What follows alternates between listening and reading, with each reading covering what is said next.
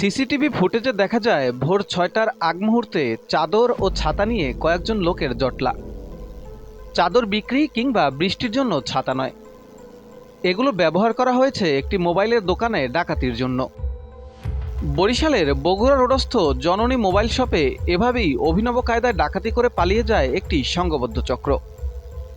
গতকাল ভোর ৬টার দিকে ঘটা এই ডাকাতির ঘটনায় দোকানটি থেকে বিভিন্ন ব্র্যান্ডের প্রায় ১৫৫ পিস মোবাইল ডাকাতি করে নিয়ে যায় এই চক্রটি, যার আনুমানিক মূল্য ৩৫ লক্ষ টাকা। আমরা প্রতিদিনের মতো গতকালকেও 10:30টার সময় দোকান অফ করে গেছি। তারপর সকালবেলা আমরা আইসা দেখি যে শাটারের তালা ভাঙ্গা এবং দোকানের ভিতর প্রবেশ করে দেখি যে আমাদের প্রোডাক্ট যেগুলো কোর যে ব্র্যান্ডের ফোনগুলো আছে সবগুলো নিয়ে গেছে। আমাদের স্মার্টফোনের বিজনেস, আমাদের স্মার্টফোন 7টা ব্র্যান্ড মিলিয়ে 155 পিস মাল গেছে। তো 150 পিস মালে প্রায় ভ্যালু আসে আপনার 30 লাখ থেকে 35 লাখ টাকা পর্যন্ত। তো আমাদের এই কাহিনীটা ঘটছে যে আপনার সকাল 6টা 3 মিনিটে তারা এই কাজটা কার্যক্রম শুরু করছে এবং সকাল 6টা 55 মিনিটে তারা কার্যক্রম করে বেরিয়েছে। প্রায় 1 ঘন্টা যাবত তারা দোকানেই লুটপাট চালাইছে এবং তারা মূলত লোক ছিল আপনার প্রায় 10 থেকে 12 জন, তার থেকে বেশি হতে পারে, বাট আমাদের শাটার কাটার সময় 10 থেকে 12 জন লোক আমরা দেখতে পাচ্ছি। তো দেখার কারণে আমরা ওইটা পরে রিয়েলাইজ করছি যখন সকাল 9টা 10 মিনিটে আমরা প্রতিদিন 9টার সময় দোকান খুলি।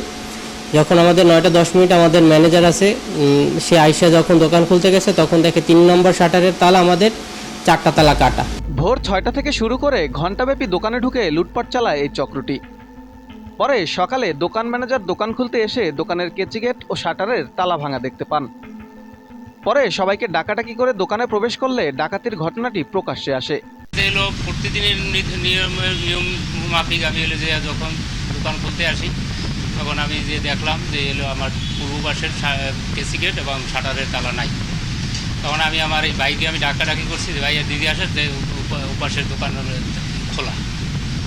তারপর আমরা 2 জন ভিতরে ঢুকলাম, ঢুকে দেখি যে আমাদের তাকে কোনো প্রোডাক্ট নাই। যেমন দামি যে প্রোডাক্টগুলো যেমন Vivo, Oppo, Realme, Xiaomi, Samsung, এই প্রোডাক্টের কোনো ডেমিও নেই আর প্রোডাক্টও নেই, সব প্রোডাক্ট তারা নিয়ে গেছে। তারপর আমরা থানায় ফোন করছি। তারপর যে ওসি স্যার আসছে, অন্য কর্মকর্তারা আসছে। আসার পর আমরা আবার তাদের কথা মতন যে এজাহার করছি একটা। দিনের আলোয় শহরের প্রাণকেন্দ্রে এমন ডাকাতির ঘটনায় আতঙ্কিত অন্যান্য ব্যবসায়ীরাও। শঙ্কায় রয়েছে নিজেদের দোকানের নিরাপত্তা নিয়ে। সেটা হচ্ছে আমরা মানসিকভাবে ভেঙে পড়েছি এবং আমাদের যে ক্ষয়ক্ষতি হয়েছে অলমোস্ট 150 স্মার্টফোনের মতো গেছে। আমাদের প্রায় 7টা কোম্পানি ছিল, Vivo, Oppo, Xiaomi, Realme, Samsung, Infinix, Tecno, এই 7টা কোম্পানি মিলে প্রায় 150 স্মার্টফোন। ওটা ভ্যালু যদি আমরা কাউন্ট করেছি 30 থেকে 35 লক্ষ টাকার মতো ভ্যালু আসে। তো এইটা বিষয় হচ্ছে এখন আইন শৃঙ্খলা বাহিনী তৎপর আছে, অলরেডি মামলা করেছি, এজাহার চলতেছে। আর আমি যতটুকু মনে করি আমরা সিসি ফুটেজ টানার পরে ওইখানে আমরা দেখেছি যে চোর সে ফোনে কথা বলে তার বাহিনীকে সামনে আসতে বলছে। আর এই যে চক্রটা ছিল এটা এর আগেও প্রায় এই শহরে আরও কয়েক জায়গায় এই রকমের ঘটনা ঘটেছে। এর আগেও আমাদের গৌরনদী, নাজমা এবং মুলাদিতে, মা টেলিকমে এই রকমের পর্দা টানাইয়ে তারপর ওরা তালা ভেঙে এই চুরির ঘটনা ঘটেছে। বিভিন্ন ব্র্যান্ডের যে ফোনগুলো ছিল ওইগুলো নেওয়া হয়েছে এবং নর্মাল যে কম দামি ফোনগুলো হয়েছে ওগুলো নেওয়া হয় না, এবং যেগুলো দামিও ফোন যতগুলো পারছে ওরা সবগুলো নিয়ে নিয়েছে। আমরা চাই এটা সুষ্ঠু একটা বিচার হোক এবং তাদের আইনের আওতায় এনে একটা আমাদের যে ক্ষয়ক্ষতি হয়েছে ওটার একটা সমাধান চাই। এই ঘটনায় সিসিটিভি ফুটেজ বিশ্লেষণ করে অপরাধীদের গ্রেপ্তারে মাঠে নেমেছে পুলিশ। দ্রুত সময়ের মধ্যেই এই চক্রের সকলকেই আইনের আওতায় আনা হবে বলে আশ্বাস তাদের।